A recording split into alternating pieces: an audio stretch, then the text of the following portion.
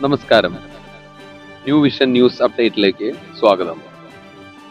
സവിശേഷ carnival of the ഡിഫറന്റിൽ ശ്രദ്ധേയമായി Purathur buds school കുട്ടികൾ.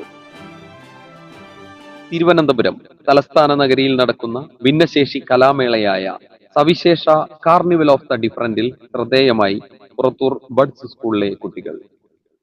പുറത്തൂർ ഗ്രാമപഞ്ചായത്ത് ബഡ്സ് സ്പെഷ്യൽ സ്കൂളിലെ വിദ്യാർത്ഥികൾ ഒരുക്കിയ എബിലിറ്റി ഷോപ്പ് ആണ് മേളയിൽ ശ്രദ്ധ നേടുന്നത്.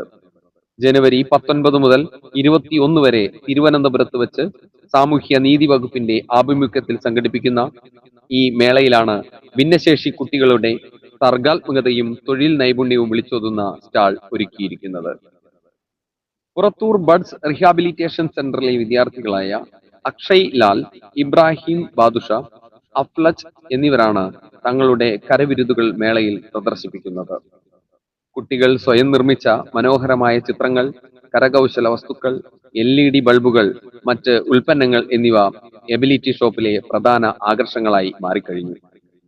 ശാരീരിക മാനസിക വെല്ലുവിളികൾ നേരിടുന്ന കുട്ടികളെ സ്വയം പര്യാപ്തമാക്കുക എന്ന ലക്ഷ്യത്തോടെ പുറത്തൂർ ഗ്രാമപഞ്ചായത്തിന്റെ കീഴിലാണ് ഈ സ്റ്റാൾ പ്രവർത്തിക്കുന്നത്.